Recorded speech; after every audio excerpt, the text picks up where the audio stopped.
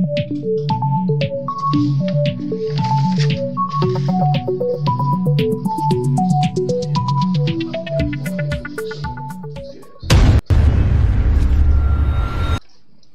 selamat datang dalam channel Kuliah Daring bersama saya Dudi Iman Hartono.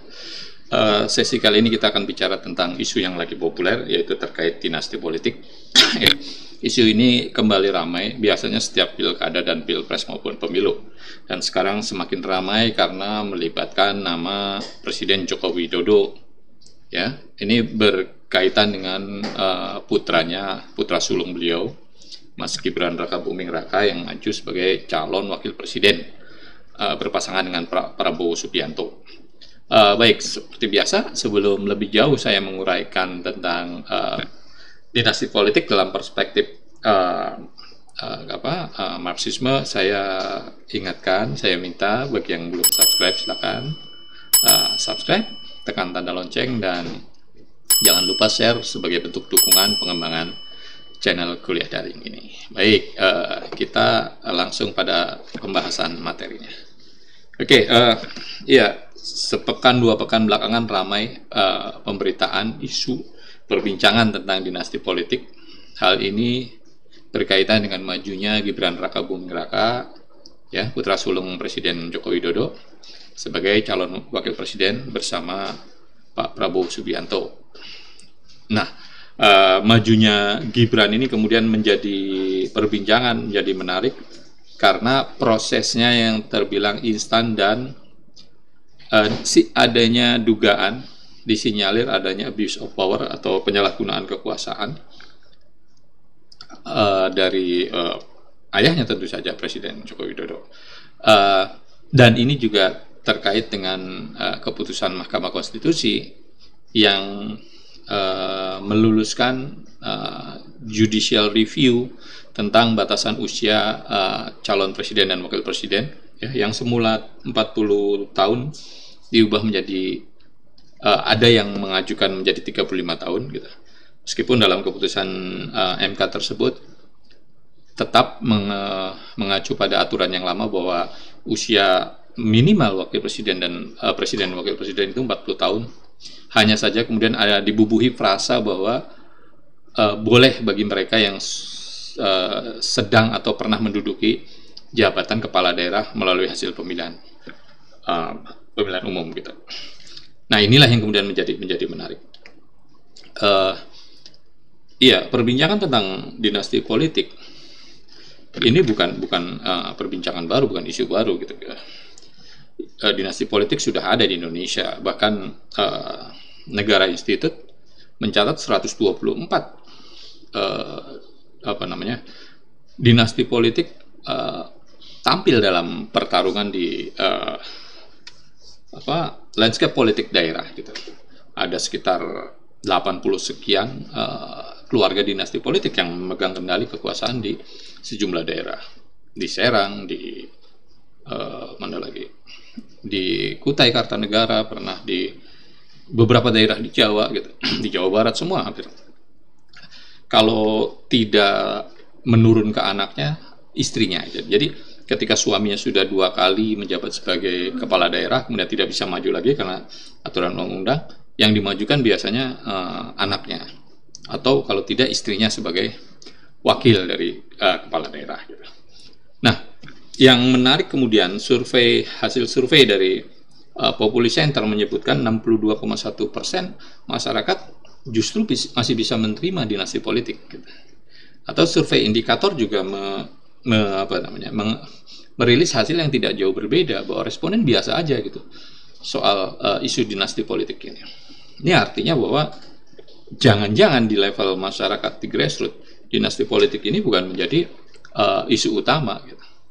Meskipun pada perbincangan di kelas menengah, dinasti politik menjadi sesuatu yang sangat urgent karena bisa mengancam perkembangan demokrasi di Indonesia gitu. Ada banyak hal yang bisa terjadi, hal-hal negatif terkait dinasti politik. Nah, apa sih dinasti politik gitu?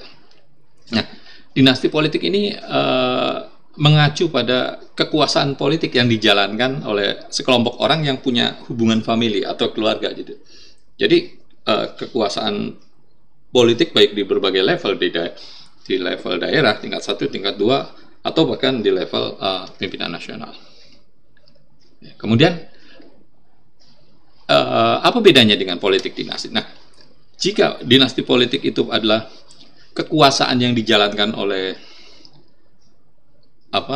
sekelompok orang yang mempunyai hubungan keluarga, politik dinasti merujuk pada strategi politik yang bertujuan untuk memperoleh dan mempertahankan kekuasaan itu. Jadi strategi politiknya untuk mempertahankan kekuasaan atau dominasi keluarga di sebuah daerah, itu politik dinasti. Jadi pada dasarnya dinasti politik merujuk pada sistem reproduksi kekuasaan yang melibatkan keluarga secara turun-temurun dari beberapa individu di tingkat lokal. Kita tahu bahwa tidak hanya di ranah eksekutif, ya, pola seperti ini juga muncul di ranah legislatif gitu.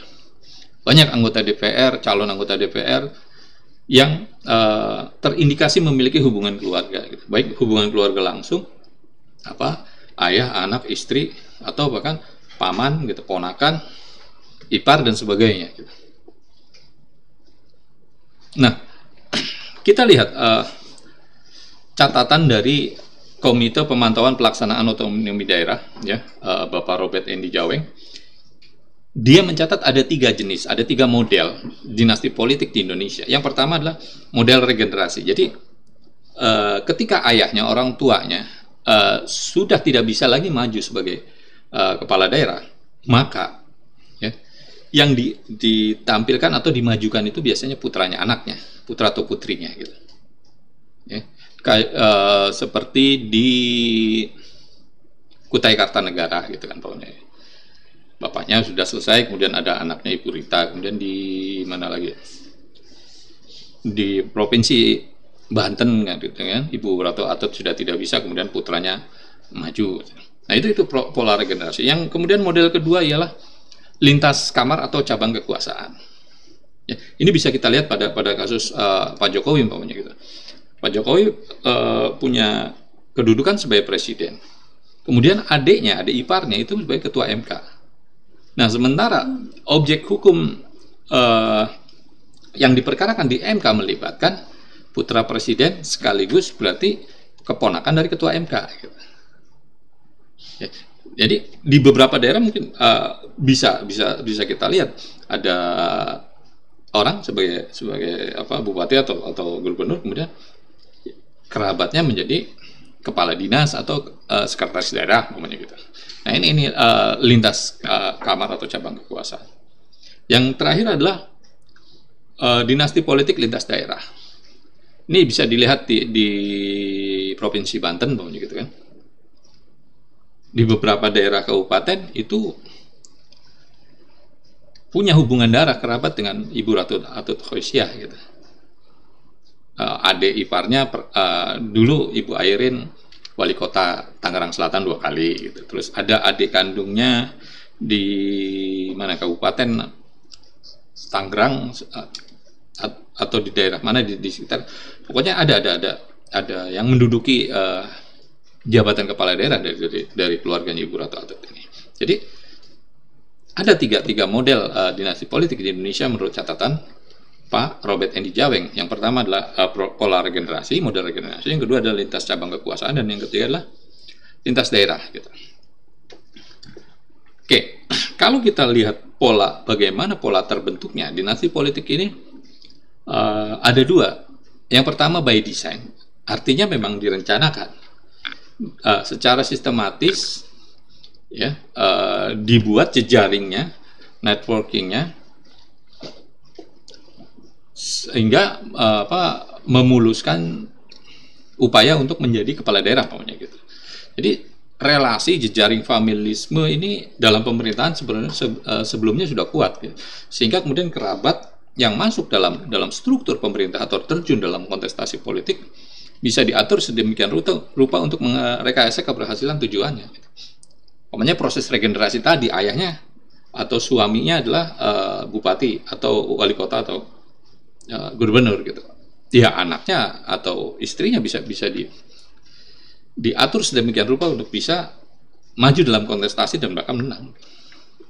Yang kedua adalah dinasti politik by accident yang terjadi dalam situasi suksesi pemerintah yang secara tiba-tiba mencalonkan kerabat demi menjaga kekuasaan terhadap penggantinya jika menang dalam kontestasi. Nah, dinasti politik by design kita bisa lihat pada kasus Pak Jokowi gitu. Ya. Jadi kemunculan Mas Gibran sebagai calon wakil presiden itu bukan sesuatu yang tiba-tiba, bukan sesuatu yang ujuk-ujuk, tapi memang sudah dipersiapkan, didesain gitu. Artinya ketika beliau terganjal dengan batasan usia, kemudian dilakukan upaya judicial review gitu melalui beberapa partai yang punya kedekatan dengan presiden. Ya. Kemudian terpilihnya Mas Kaisang Putra Bungsu Presiden sebagai Ketua Umum PSI Partai Solidaritas Indonesia juga ini bukan sesuatu yang tiba-tiba, tapi by design gitu. Atau penempatan Mas Bobi Nasution menantu presiden sebagai wali kota Medan gitu. Nah, ini juga sesuatu yang ini dalam konteks model tadi, keluarga Pak Jokowi ini berada dalam model lintas daerah dan lintas cabang sekaligus dua-duanya gitu. Dan kalau kemudian Mas Gibran terpilih sebagai wakil presiden bersama Pak Prabowo, iya model regenerasi juga terjadi pada keluarga ini gitu. Jadi tiga model dinasti politik ada pada diri keluarga Pak Joko Widodo gitu. Ya. Nah, tipologinya sebenarnya dinasti politik ini yang pertama tentu saja berbasis familisme yang yang populer gitu. Popularitas familisme itu di sebuah daerah bisa sangat mungkin terjadi ketika salah satu anggota keluarganya menjadi pemimpin di daerah tersebut gitu. Dia punya sumber daya, punya akses dan sebagainya sehingga bisa membuat desain branding tentang keluarga atau individu dari keluarga tersebut. Ya, kemudian ada kuasi familisme. Kuasi familisme ini menjadi solidaritas keluarga atau keluarga besar di sebuah daerah ketika ada satu anggota keluarganya yang maju dalam kontestasi, sehingga ini yang kemudian mendorong kemenangan gitu. Nah, pada pola-pola dinasti politik di berbagai daerah, kuasi familisme ini sangat kental gitu. Kemudian tentu saja ada jejaring kuasa formal. Jejaring kuasa formal itu ya itu tadi, ketika salah satu anggota keluarganya mendapati pimpinan di eksekutif, dia akan punya akses kekuasaan gitu, atau akses sumber daya lainnya dalam menopang upaya terpilihnya keluarga tersebut. Dan jangan lupa jejaring feodalisme juga sangat kuat gitu. Ya, ini jejaring feodalisme juga berkelindan dengan tadi kuasi familisme. Jejaring feodalisme ini ya namanya keluarga tersebut memang merupakan bagian dari keluarga terpandang di wilayah tersebut gitu. Bisa Jawara gitu kalau di Banten gitu, atau keluarga Ningrat gitu. Nah, kalau kita lihat faktor-faktornya kemudian adalah dinasti politik itu bisa terjadi karena buruknya rekrutmen dalam partai politik. Ya, kaderisasi calon kepala daerah umpamanya. Sebuah partai tidak punya kader yang baik untuk dimajukan sebagai kepala daerah. Atau dalam kontestasi presiden hari ini gitu. Bagaimana mungkin partai yang besar seperti Partai Golkar kemudian tidak punya kandidat yang kuat untuk ditampilkan sebagai presiden. Kalau kita lihat dalam survei popularitas, nama Pak Airlangga Hartarto sebagai Ketua Umum Golkar, popularitasnya itu sangat rendah, sehingga dia tidak berani, tidak cukup percaya diri untuk maju sebagai calon presiden. Nah, dengan situasi ini akhirnya dia mendorong mencari calon lain. di luar kadernya. Ini seperti yang terjadi pada Nasdem menggunakan Pak Anies Baswedan. Nah, sumbatan atau buruknya rekrutmen kader di partai politik juga kemudian ya diperparah dengan sistem pemilu yang proporsional terbuka, di mana setiap orang kemudian boleh dipilih dan memilih gitu. Artinya orang-orang yang punya modal atau kapital yang besar, punya jejaring relasi yang kuat, lebih punya potensi untuk dipilih menjadi kandidat ketimbang kader partai yang berjuang dari awal. Umpamanya cerita Mas Gibran waktu jadi kepala daerah di Solo, atau Bobi Nasution di Medan, itu kan sebenarnya Partai Demokrasi Indonesia Perjuangan sudah punya kandidat ya dari kader mereka sendiri, tapi kemudian ya karena kalkulasi politik tertentu sehingga menampilkan dua orang ini yang kemudian untungnya menang gitu kan. Padahal dua-duanya bukan kader yang, atau baru daftar jadi kader, dapat kartu anggota terus disuruh maju gitu. Kenapa? Karena ya punya relasi kekuasaan dengan presiden gitu. Kemudian yang kedua adalah sikap permisif publik. Sikap permisif publik tadi sudah terkonfirmasi dari hasil survei Populi Center dan survei indikator gitu, bahwa masyarakat apatis terhadap dinasti politik, tidak peduli terhadap dinasti politik, dan ini akan terus menyuburkan kekuasaan keluarga di sebuah daerah. Jadi nah, dinasti politik dalam perspektif Marxisme adalah sebuah bentuk reproduksi kekuasaan ya, untuk mempertahankan kelas burjuasi tertentu, dalam hal ini keluarga tersebut, karena dinasti politik ya punya akses terhadap sumber daya, punya akses terhadap kekuasaan dan pengaruh ya, koneksitas bisnis dan lobby politik ya, ini menjadi sebuah kue yang sangat menggiurkan bagi keluarga tertentu yang untuk terus mereproduksi kekuasaannya ya. Nah, dalam Marxisme, negara itu adalah sebagai sebuah alat yang dominan untuk menekan kelas tertindas gitu. Negara itu tidak bersifat netral. Makanya dalam postulat Marxisme, ujung dari komunisme adalah hilangnya negara gitu. Ketika kelas proletariat memimpin sebuah negara kekuasaan melalui diktator proletariat gitu, ujungnya menurut Marx nanti negara itu akan menjadi hilang. Nah, Marx juga menyoroti bahwa dinasti politik ini terkait dengan pembentukan elit ya. Ini diinterpretasikan sebagai cara untuk membentuk dan mempertahankan elit politik yang mendukung sistem ekonomi kapitalistik ya. Tentang elit politik nanti kita bahas dalam sesi berikut, sesi yang lain gitu ya. Jadi ini terkait dengan mempertahankan elit. Postulat Marxisme, kelas itu terbagi dua. Pertama kelas penguasa dan dua kelas yang dikuasai, kelas penindas dan kelas yang tertindas, kelas burjuasi dan kelas proletar gitu. Nah, elit politik ini, burjuasi ini selalu berusaha mempertahankan kedudukannya dalam struktur masyarakat ekonomi yang kapitalistik. Dia tidak akan membiarkan kedudukannya digantikan oleh kelas proletar.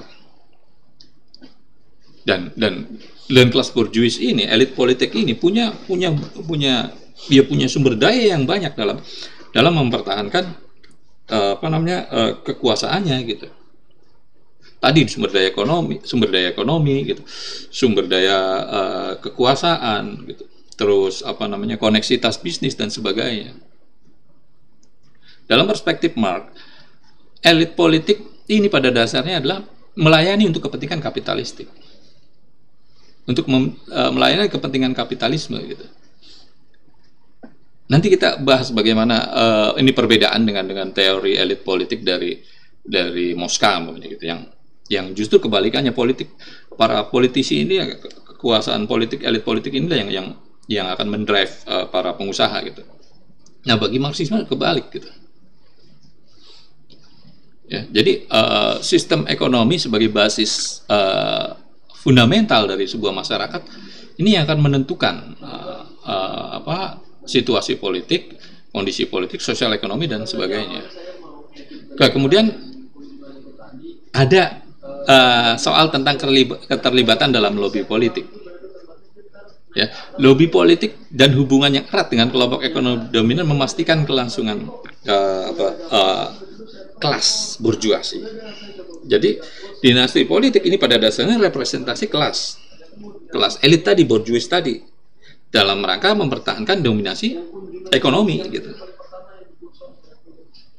Ya, bagaimana kemudian tiba-tiba gitu ketika Mas Kaisang kemudian menjadi ketua umum PSI, Partai Solidaritas Indonesia,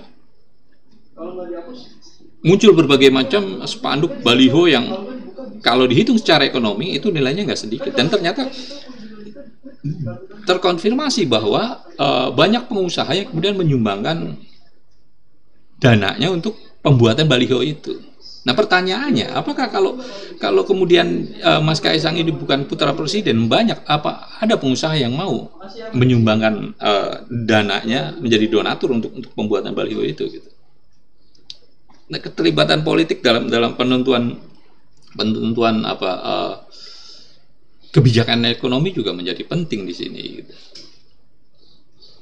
Ya, bagaimana kemudian kebijakan ekonomi atau kebijakan lainnya dibuat untuk kepentingan kelasnya, kepentingan kelompoknya. Dalam Marxisme terjadi yang namanya alienasi, ya, kekuasaan alienasi kelas proletar, alienasi masyarakat umum, bahwa mereka tidak punya akses terhadap pembentukan undang-undang gitu. Meskipun secara prosedural anggota DPR itu ya wakilnya rakyat gitu. Tapi pada kenyataannya praktik pembuatan undang-undang kan bisa terjadi secara transaksional sesuai dengan kepentingan partai-partai politik gitu. Nah, yang berikutnya adalah bicara tentang alat pemeliharaan struktur sosial. Ini masih berkaitan dengan teori basis dan bangunan atas. Basis di mana adalah struktur ekonomi, bangunan atasnya adalah struktur politik, budaya dan sebagainya gitu. Jadi dinasti politik ini pada ujungnya menurut Marx adalah alat untuk memelihara struktur sosial yang menguntungkan kapitalisme gitu.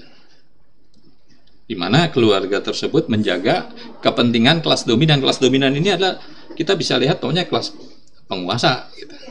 Pengusaha gitu. Nah, itu salah satunya. Kemudian dinasti politik tentu akan melahirkan ketidaksetaraan. Prinsip kesetaraan politik itu akan terjadi, akan terus dilanggengkan gitu.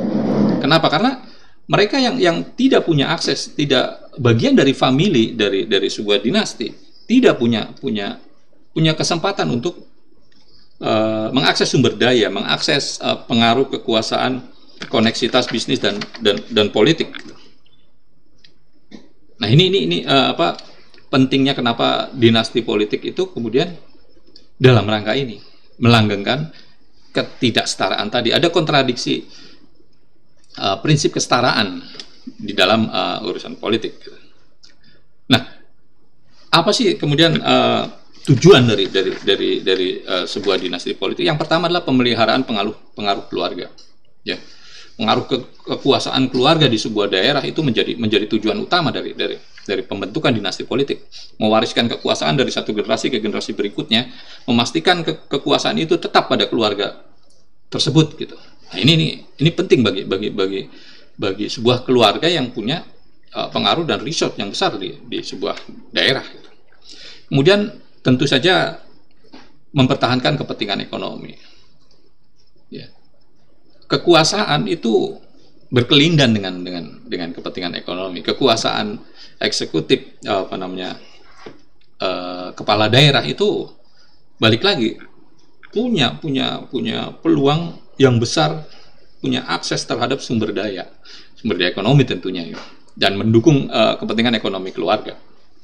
Umpamanya kan kita bisa lihat dalam praktiknya banyak dinasti politik di beberapa daerah yang terjungkal karena urusan korupsi gitu. Kita bisa lihat umpamanya kasus di Tangerang Selatan ketika suaminya Ibu Airin kemudian dipidana karena kasus korupsi. Nah, ini kan pasti berkelindan dengan pengaruh kekuasaan yang dipunyai oleh keluarganya gitu. Kemudian tujuannya dalam rangka mempertahankan privilege dan akses. Ya, privilege bagi keluarganya untuk mendapatkan hak-hak istimewa, baik itu lobby bisnis atau kesempatan untuk tampil di panggung politik lokal, nasional gitu pokoknya. Ya dalam rangka dalam perspektif dinasti politiknya Pak Jokowi, ya ini privilege buat anak-anaknya, buat menantunya untuk tampil sebagai kepala daerah, tampil sebagai wakil presiden. Kemudian yang berikutnya adalah berkaitan dengan pelestarian ideologi atau kepemimpinan.